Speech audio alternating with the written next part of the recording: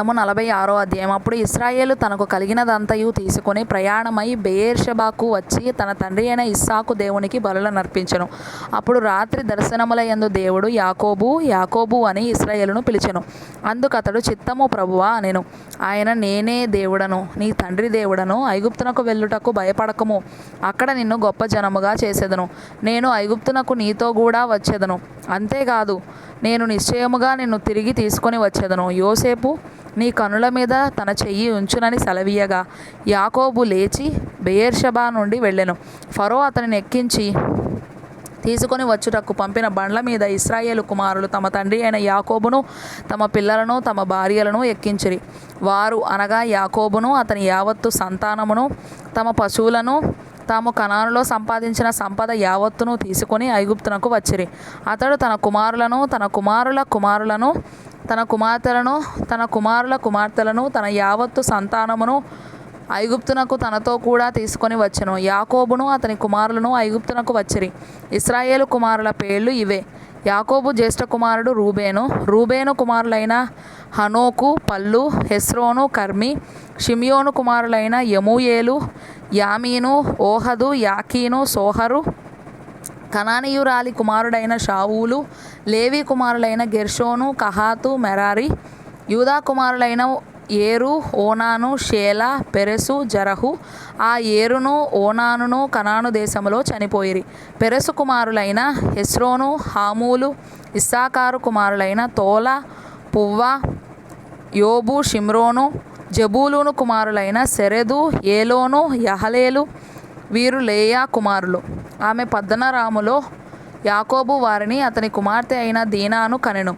అతని కుమారులను అతని కుమార్తెలను అందరును 33. గాదు కుమారులైన సిప్యోను, హగ్గీ, షూని, Ezbon, Eri, Arodi, Areli. Asher కుమారులైన ఇమ్నా, ఇష్వా, ఇష్వీ, బెరీయా. వారి సహోదరి అయిన సెరహు. ఆ బెరీయా కుమారులైన హెబెరు, మల్కీయేలు. లాబాను తన కుమార్తె అయిన లేయాకిచ్చిన జిల్పా కుమారులు వీరే. ఆమె ఈ 16 మందిని యాకోబునకు కనెను. యాకోబు భార్య అయిన రాహేలు కుమారులైన యోసేపు, బెన్యామీను. యోసేపునకు మనష్షే, ఎఫ్రాయిములు పుట్టిరి. వారిని ఐగుప్తు దేశమందు ఓనుకు యాజకుడగు పొతీఫెర కుమార్తె అయిన ఆసెనతు అతనికి కనెను. బెన్యామీను కుమారులైన బెల, బేకెరు, అష్బేలు, గెర, నయమాను, ఏహీ, రోషు, ముప్పీము, హుప్పీము, ఆర్దు. యాకోబునకు రాహేలు కనిన కుమారులగు వీరందరూ 14. దాను కుమారుడైన హుషీము. నఫ్తాలి కుమారులైన యహసేలు, గూని, ఏసెరు, షిల్లేము. లాబాను తన కుమార్తె అయిన రాహేలునకు ఇచ్చిన బిల్హా కుమారులు వీరే. ఆమె వారిని యాకోబునకు కనెను. వారందరూ 7. యాకోబు కోడండ్రను వినాయించి అతని గర్భవాసమున పుట్టి యాకోబుతో ఐగుప్తునకు వచ్చిన వారందరూ 66. ఐగుప్తులో అతనికి పుట్టిన యోసేపు కుమారులిద్దరు. ఐగుప్తునకు వచ్చిన యాకోబు కుటుంబపు వారందరూ 70 మంది.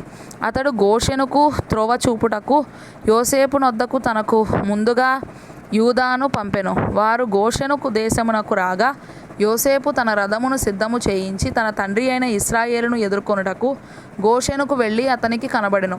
అప్పుడు అతడు అతని మెడ మీద పడి అతని మెడ పట్టుకొని ఎంతో ఏడ్చెను.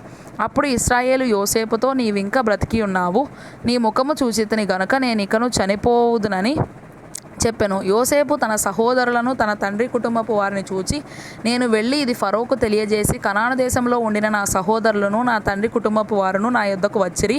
ఆ మనుషులు పశువులు గలవారు, వారు గొర్రెల కాపరులు. వారు తమ గొర్రెలను పశువులను తమకు కలిగినదంతయు తీసుకొని వచ్చిరని అతనితో చెప్పెదను. గొర్రెల కాపరి అయిన ప్రతివాడు ఐగుప్తీయులకు హేడు.